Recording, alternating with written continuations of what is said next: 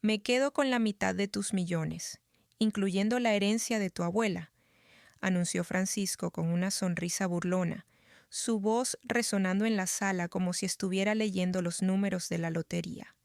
La confianza en su tono me revolvió el estómago, pero me obligué a mantener la calma en mi asiento en la mesa del acusado. Me llamo Esperanza, tengo 45 años y nunca imaginé que estaría sentada en un juzgado de divorcios en Madrid, viendo cómo mi yerno de 5 años intenta robarme todo por lo que he trabajado toda mi vida. Francisco estaba al otro lado de la sala con su abogado, luciendo como si ya hubiera ganado la lotería. Su traje caro, que por supuesto yo había pagado, estaba impecablemente planchado, y su cabello rubio estaba peinado hacia atrás, de esa manera que antes me encantaba, pero que ahora me daba náuseas. La jueza Richardson, una mujer de rostro severo y mirada penetrante, observaba la escena con una paciencia que parecía estar a punto de agotarse. Señorita López, ¿tiene algo que decir?, preguntó la jueza, dirigiéndose a mí con un tono que no dejaba espacio para excusas. Respiré hondo, sintiendo el peso del sobre en mi bolso. Sí, su señoría, tengo algo que mostrarle al tribunal. Francisco se rió, un sonido que rebotó en las paredes de la sala como un eco de su propia arrogancia.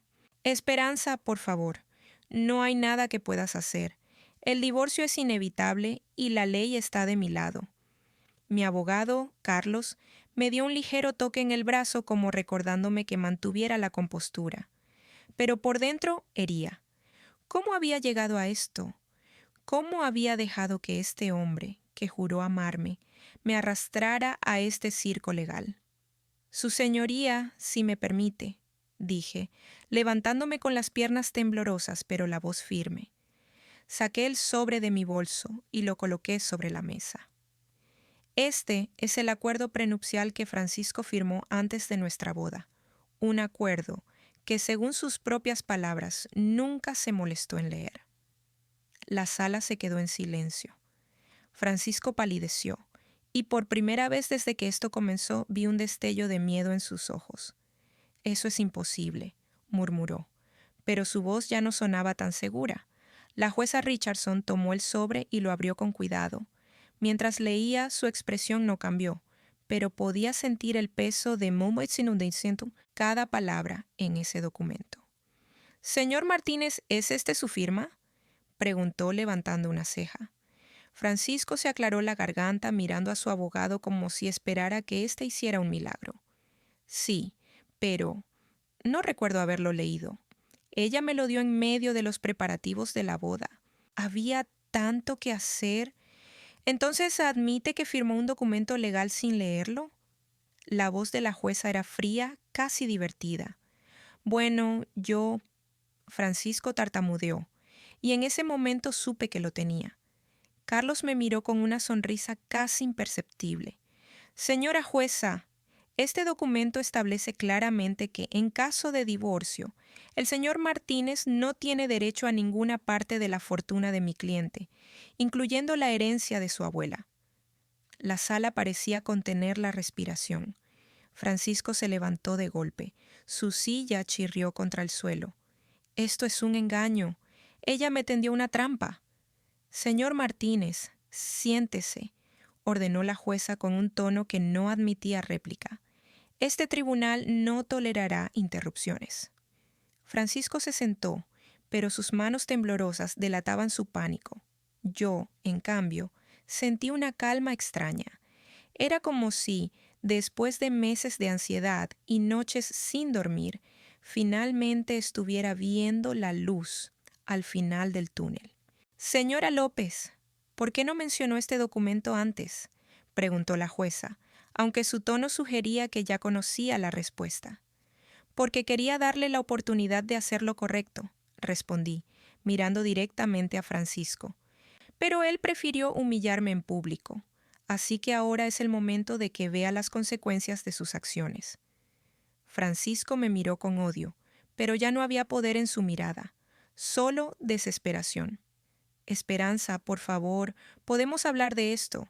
No tienes que hacer esto.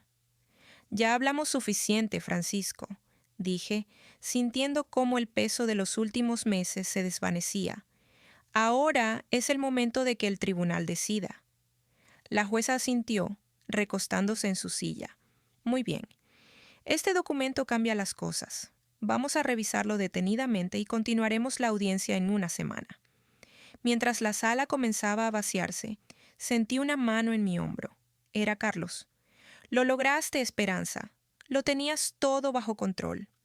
Asentí, pero mi mirada estaba fija en Francisco, que salía de la sala con su abogado, murmurando algo que no podía escuchar. Sabía que esto no había terminado, pero por primera vez en mucho tiempo, sentí que el futuro era mío para tomarlo. Afuera, el sol de Madrid brillaba con fuerza, como si la ciudad misma estuviera celebrando mi pequeña victoria. Respiré hondo, sintiendo el aire fresco en mis pulmones. La batalla no había terminado, pero hoy, al menos, había ganado una batalla importante. Y Francisco, por fin, había entendido que no era la mujer indefensa que él creía. El sobre estaba sobre la mesa, pero mi mente volaba hacia atrás, como si el tiempo se hubiera doblado sobre sí mismo. ¿Cómo llegué aquí?, me pregunté mientras la jueza Richardson examinaba el documento con detenimiento. Francisco seguía allí, sentado como un rey destronado, pero en mi cabeza ya no estaba en esa sala. Estaba en el café de la Plaza Mayor hace 5 años, cuando todo comenzó. Esperanza, eres la mujer más increíble que he conocido, me dijo Francisco aquella tarde, sus ojos verdes brillando bajo el sol de Madrid. Yo, recién llegada de Barcelona después de la muerte de mi abuela, me sentía como un barco a la deriva. Nadie me había entendido como tú, añadió, tomando mi mano con una ternura que me hizo olvidar por un momento el dolor de la pérdida. ¿Cuándo empezó a cambiar todo? ¿Fue cuando heredé los 2.800.000 euros de mi abuela? ¿O fue antes, cuando Francisco empezó a hablar de inversiones y a frecuentar el club de campo como si ya fuera dueño del lugar? Cariño, esto es por nosotros, me decía mientras firmaba cheques que nunca revisaba. Confía en mí. Pero la confianza se fue desvaneciendo, como el humo de un cigarrillo en una terraza de verano. Primero fueron las facturas sin explicar, luego los viajes de negocios que olían a mentira, y finalmente esa noche en la que lo encontré en su estudio, hablando por teléfono en voz baja. No te preocupes, abogado, ella no sospecha nada. Firmó esos papeles sin leerlos, como una tonta. El recuerdo me quemaba ahora, mientras veía a Francisco sudar en su asiento. ¿Cuántas veces me había llamado tonta a mis espaldas? ¿Cuántas veces había reído de mí mientras yo le preparaba la cena, creyendo en su amor? La rabia me subía por la garganta, pero la contuve. No, hoy no era día para emociones. Hoy era día para justicia. Señora López, este documento es válido, dijo la jueza rompiendo el silencio. Y según lo que veo aquí, el señor Martínez renunció a cualquier derecho sobre sus bienes antes del matrimonio. Francisco se levantó de un salto, su rostro rojo de furia. Esto es una farsa. Ella me engañó. Señor Martínez, siéntese, ordenó la jueza con voz firme. Usted firmó este acuerdo. No hay engaño aquí, solo consecuencias. Las palabras de la jueza resonaron en la sala como un veredicto. Francisco se derrumbó en su silla, su mirada perdida, como si acabara de darse cuenta de que el juego había terminado. Yo, en cambio, sentí algo extraño. No era alegría, no era triunfo, era alivio, como si, después de meses de nadar contra la corriente, por fin hubiera llegado a la orilla. Pero el alivio duró poco, porque entonces Francisco hizo algo que no esperaba. Se levantó de nuevo, esta vez con lágrimas en los ojos. Esperanza, por favor, suplicó, su voz quebrada. Yo te amé, de verdad, solo me dejé llevar. ¿Amor? ¿De verdad? Miré sus ojos buscando algo, cualquier rastro de sinceridad, pero solo vi desesperación. El amor no humilla, el amor no roba, y el amor definitivamente no firma documentos sin leerlos. Demasiado tarde, Francisco, dije levantándome. El amor no se demuestra con palabras, se demuestra con acciones. La sala quedó en silencio. Incluso la jueza parecía conmocionada por el giro de los eventos. Pero yo ya no tenía miedo, porque por primera vez en mucho tiempo sabía que había recuperado algo más valioso que el dinero, mi dignidad. Afuera, el sol seguía brillando sobre Madrid. Pero esta vez, cuando respiré, no sentí el peso del pasado, sentí el futuro y por fin era mío. La jueza Richardson golpeó el martillo contra su escritorio con un sonido seco que resonó en mis oídos como el cierre de un capítulo de mi vida. Este tribunal falla a favor de la señora López en todos los aspectos, declaró con voz firme, sin dejar espacio a réplicas. El señor Martínez no tendrá derecho a ninguna parte de los bienes de la demandante y además quedará obligado a pagar las costas del juicio, que ascienden a 87,000 euros.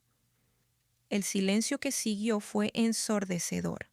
Podía escuchar mi propio corazón latiendo en mis oídos, fuerte y constante, como un reloj que finalmente había sido puesto en hora.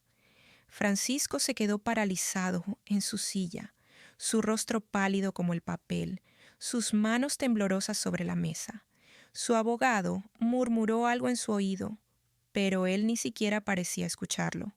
Era como si el mundo entero se hubiera detenido para él, y en ese momento no sentí lástima, solo una calma fría y satisfactoria. Señora López, puede retirarse, dijo la jueza, y sus palabras fueron como un suspiro de alivio. Me levanté sintiendo el peso de cada mirada en la sala. Algunas eran de admiración, otras de curiosidad, pero ya no me importaba. Lo único que importaba era que, por fin, había recuperado el odescient control de mi vida. Afuera del juzgado, el aire de Madrid olía a libertad. Respiré hondo, sintiendo cómo el sol de la tarde me calentaba la piel. Carlos, mi abogado, me dio un apretón en el hombro. «Lo lograste, Esperanza. Ahora es momento de seguir adelante». Asentí, pero mi mente ya estaba en otro lugar. En los últimos 5 años, en las mentiras, en el dolor, pero también en la fuerza que había encontrado en mí misma. No solo quiero seguir adelante, le dije, con una determinación que ni siquiera yo sabía que tenía. Quiero ayudar a otras mujeres a no caer en la misma trampa. Carlos me miró con sorpresa, pero luego sonrió. Esa es una idea excelente. Podrías empezar una fundación, dar charlas, escribir un libro. Exactamente, respondí, sintiendo cómo una nueva energía me recorría. Nadie debería pasar por lo que yo pasé. Nadie debería sentirse tan sola, tan traicionada. Mientras caminaba hacia mi coche, vi a Francisco salir del juzgado, acompañado de su abogado. Su mirada se encontró con la mía, y por un segundo pensé que vería rabia o resentimiento. Pero en lugar de eso, solo vi derrota. Una derrota que, en el fondo, me dolió más de lo que esperaba, porque, a pesar de todo, una vez lo había amado. «Adiós, Francisco», murmuré para mí misma, subiendo al coche. No era un adiós lleno de odio, sino de aceptación. Él había elegido su camino, y yo había elegido el mío. Al llegar a casa, me senté en el sofá, el mismo donde tantas veces había llorado, donde había sentido que mi mundo se desmoronaba. Pero ahora, en lugar de dolor, sentí una paz extraña. Tomé mi teléfono y marqué un número que no había llamado en meses, el de mi mejor amiga, Laura. «Hola, Esperanza», respondió al segundo tono, su voz cálida y familiar. «He estado siguiendo las noticias. ¿Estás bien?» «Sí», respondí, y por primera vez en mucho tiempo lo decía en serio. «Estoy bien, más que bien. Laura, tengo un plan». Mientras le contaba mis ideas, sentí que el futuro se abría ante mí como un libro en blanco. No sería fácil, lo sabía. Habría días difíciles, momentos de duda, pero ya no estaba sola. Y esta vez nadie podría engañarme. Esa noche, mientras me acostaba, pensé en todo lo que había perdido y en todo lo que había ganado.